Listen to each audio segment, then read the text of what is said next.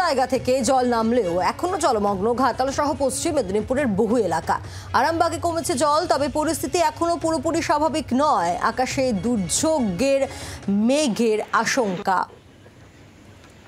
চম্পক দত্ত, আমরা জানবো পশ্চিম মেদিনীপুর এবং মূলত ঘাটালের পরিস্থিতি কি দাঁড়িয়ে রয়েছে। চম্পক, একটু সামগ্রিক পরিস্থিতির কোনো রকম কোনো উন্নতি হয়েছে? দেখো, নদীর জলস্তর যথেষ্টই কমে গিয়েছে এবং যেটা বলা যেতে পারে ধীরে ধীরে জল নামতে শুরু করেছে। উন্নতি সামান্য হলেও হয়েছে, কিন্তু বহু জায়গায় এখনো জলমগ্ন রয়েছে। কেননা আমরা যা দেখতে পাচ্ছি বিভিন্ন এলাকা, প্রায় 12টি ব্লক ঘাটাল মহকুমার, সেখানে হচ্ছে 12টি ব্লক সম্পূর্ণভাবে এখনো পর্যন্ত জলবন্দী রয়েছে।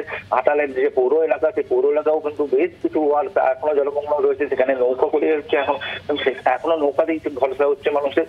ধীরে ধীরে কয়েকটি এলাকায় জল নামছে এবং সেক্ষেত্রে দেখা যাচ্ছে যে বহু স্কুল বাড়ি বিল্ডিং সেগুলো কিন্তু জলের তলে চলে গেছে। ত্রাণ শিবির খোলা হয়েছে, সেই ত্রাণ শিবিরে আপাতত মানুষ আশ্রয় নিয়েছে। পাশাপাশি ঘাটালের পাশাপাশি দাসপুরেও কিন্তু বন্যা পরিস্থিতি ভয়াবহ ছিল, সেখানেও ধীরে ধীরে আস্তে আস্তে জল নামতে শুরু করেছে।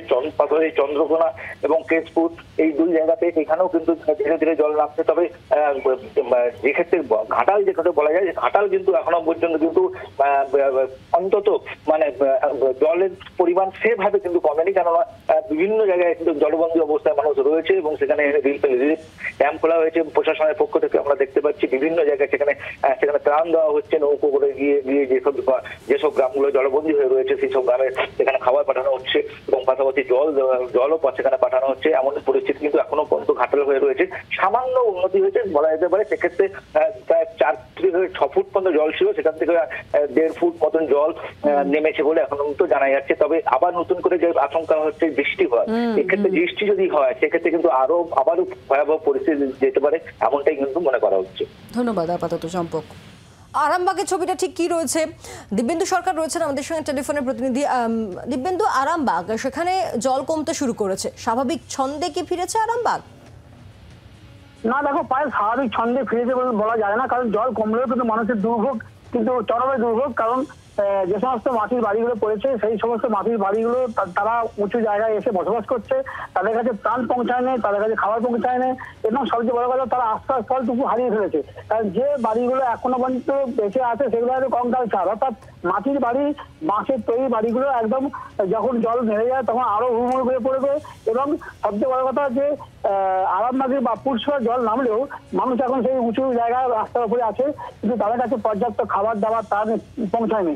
আজকে মুখ্য সচিব আরামবাগ মহকুমা এসেছেন, তিনি বিভিন্ন জায়গায় ঘুরছেন, এটা আমার কাছে খবর আছে এবং আমরা তাদের সঙ্গে আছি। কালিক গ্রামে তারা এই মুহূর্তে আছেন। তবে খানাকুলের অবস্থা ভয়ঙ্কর। খানাকুল কিন্তু জলের স্তর এখন নামেনি।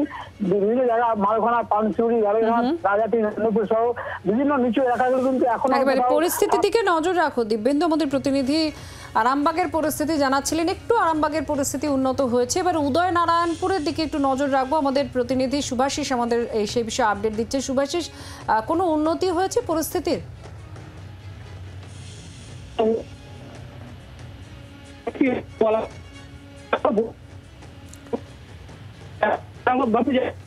আবার যোগাযোগ করছি সুভাষিস আমাদের প্রতিনিধির সঙ্গে, আমরা কথা বলবো। এই মুহূর্তে যে বন্যা পরিস্থিতি, বৃষ্টি কয়েকদিন না হওয়ার জন্য জলস্তর খানিকটা নেমেছে সর্বত্রই, কিন্তু স্বাভাবিকের জায়গায় এখনো পৌঁছতে অনেকটা সময় লাগবে। তার মধ্যে আবার বৃষ্টির ভ্রুকুটি রয়েছে, তাই আশঙ্কা আবার দানা বেঁধেছে।